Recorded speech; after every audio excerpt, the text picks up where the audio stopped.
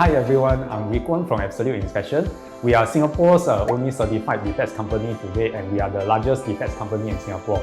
At Absolute Inspection, we specialize in inspecting residential properties. Okay, first, if as a homeowner you want to find a suitable interior designer or a renovation contractor, there are a few things that you may want to look at.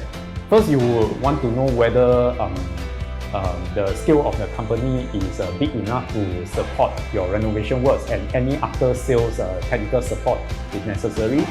Besides looking at the company's credential and track record as well, it is also important for you to zoom in on the specific person who will be handling your renovation project subsidy. This is because no matter how big a company is, there will be project managers and sales designers who are more experienced, who have more competency to handle renovation projects, and there will be junior staff as well in the same company. So you need to be very specific on getting the right person to work with you. The person has to be able to understand your specific renovation requirements very well.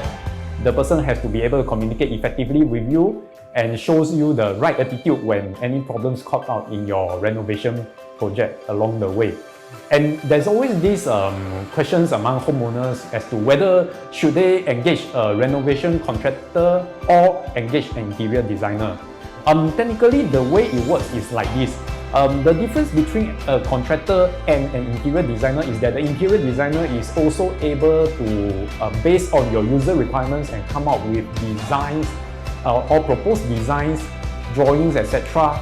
to conceptualize the concept of the entire renovation works in your house for you. Whereas typically a renovation contractor, based on your user requirements and preferably if you have examples of the things that you want in the house, you show the contractor, they are able to fabricate something similar for you. And a lot of homeowners also ask us, is there a difference between engaging an interior designer or a renovation contractor?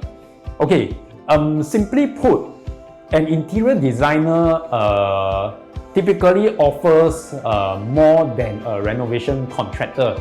They also are able to help you take in your user requirements, conceptualize the design of your renovation project for you, and they will also take on the project management role and make sure that everything is done to the best, including any QA/QC work that is required for them to perform.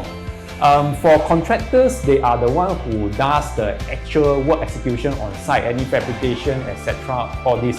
When it comes to the design aspect, they are not going to be as strong as an interior designer. So that is typically the difference. But over the years, we've seen the boundary getting blurred. So sometimes even renovation contractors are known to be able to come out with drawings, etc. and propose designs and concepts to homeowners as well.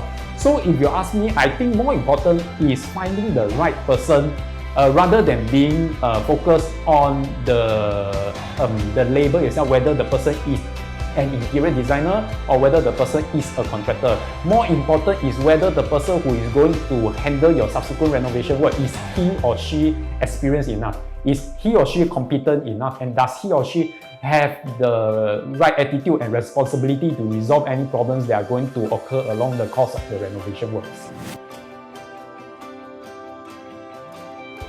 Actually, in the course of our inspection works, right, we do notice that sometimes certain designs may tend to highlight defects even more. I give you an example.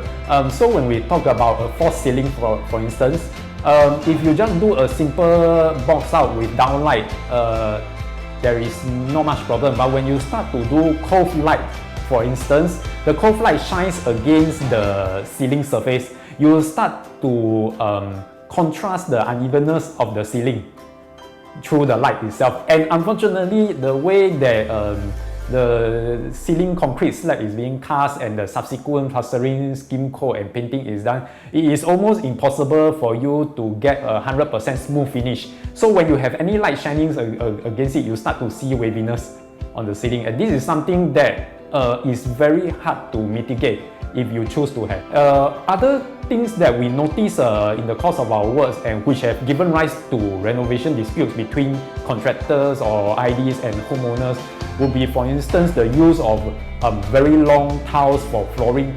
This is because typically we notice that when you use very long floor tiles, for instance, they sometimes tend to warp in the middle. So when you start to lay them flat on the ground, you will start to see what we call tile leakages or tile unevenness. Some tilers try to mitigate this issue by staggering the tile design, the tile layout, and stuff like that. But it can still be felt, and technically there is a workmanship defect.